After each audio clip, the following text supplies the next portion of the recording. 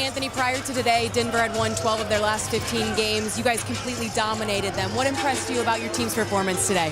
Just being aggressive, being myself, taking my shots, trusting myself, doing everything that I work on. After today, you now lead this franchise in most threes made. How is the work for real? For real, yes. So, with the Denver Nuggets winning 4 straight in their last 6 on the road, the Wolves had to face off against a hungry team, but they didn't show any fear. They went to hunt them down themselves.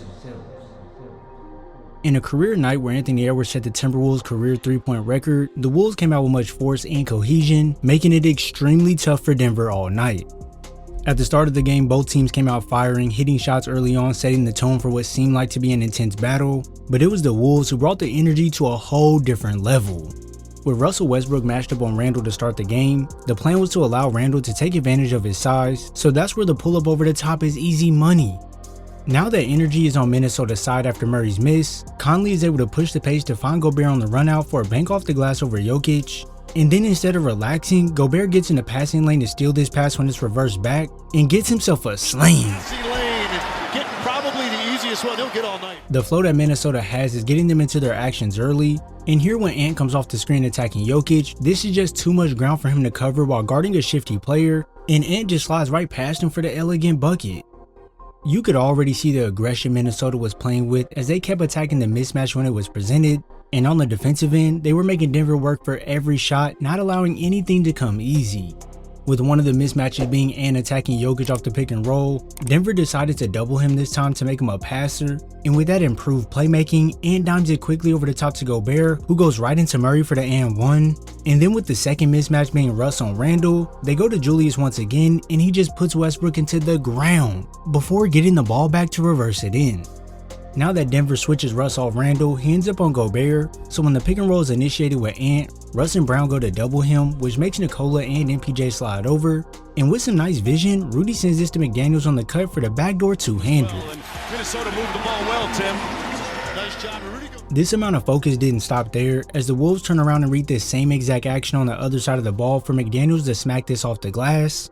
And with them constantly targeting the Randle mismatches, he gets the ball at the elbow and then makes easy work out of Brown with his bank off the glass. I'm telling you, this was an amazing way to set the tone coming out the gates, and when your rookie comes in doing work, this should tell you what type of night it was gonna be. With Ant commanding a lot of attention on this side of the floor, we've already seen him be doubled, so when coming off the screen, Murray is gonna have to slide over to slow him down, but voila! Dillingham is wide open for that tray ball. This playmaking of Edwards would get the Wolves up to 40 points by the end of the quarter, and with the rookie getting a couple buckets at the end, Dillingham plays some solid defense on Strawther to force the miss, and then immediately pulls up off the screen to put the Wolves up 11 in the second quarter. Around the screen, that jumper's wet. Now Denver would start to go on a run of their own, cutting the lead to just 3 points, and even had some impressive plays while doing so. When Julius Randle attacked the rim with aggression, Peyton Watson timed it perfectly to send this one back. Little show and go, tried to punch, and Watson said. And with them playing with more energy, Brown put some extra sauce on this finish in transition. But hey, Minnesota would keep pushing to go back up 8, and with them finding Ant on the wing with him to go to work with no double, he pushes right to the paint, and once he does get met by the help, he's able to shift gears while stepping through to put the Wolves up 10. Although things looked as if Minnesota was in full control, you see these flashes where the Nuggets seem like they wanted to shift the narrative, but with Minnesota constantly exploiting their flaws, this is where you end up down big most of the game. So far, Denver has been outscored in both the second and the first, and coming out of halftime, they faced the same fate. But this time, they had to experience the Anthony Edwards show. When getting ready to run off the screen from Gobert, Ant already sees the double, so he swings his back to Conley, and as you can see, Gobert is already on his way to the basket with a step on Jokic. So this makes MPJ slide over to stop the pass from going down low. Conley is now able to hit McDaniels in the corner, who can attack the closeout hard getting past Porter, and with Nikola sliding over to help, here comes the alley-oop connection. Could have gone a different way. So they're close, Mark. That whole play was created off Ant's gravity, so this time the Nuggets decide to play drop when the pick and roll is initiated, and with Gobert being fully locked in, this bounce pass on the roll becomes highly effective. Now I know we complained a lot about the doubles and stuff recently, but after reaching out to MJ, Ant must have gotten some valuable info, because he wasn't worried about the doubles at all this game and was getting to his spots in a calm manner.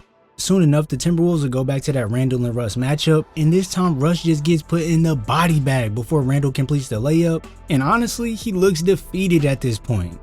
The Nuggets will end up taking Russ off and having Murray on Randle this possession, but with the scare of another weight room session, Russ slides over to help, and now Mike Conley can fire it up from deep.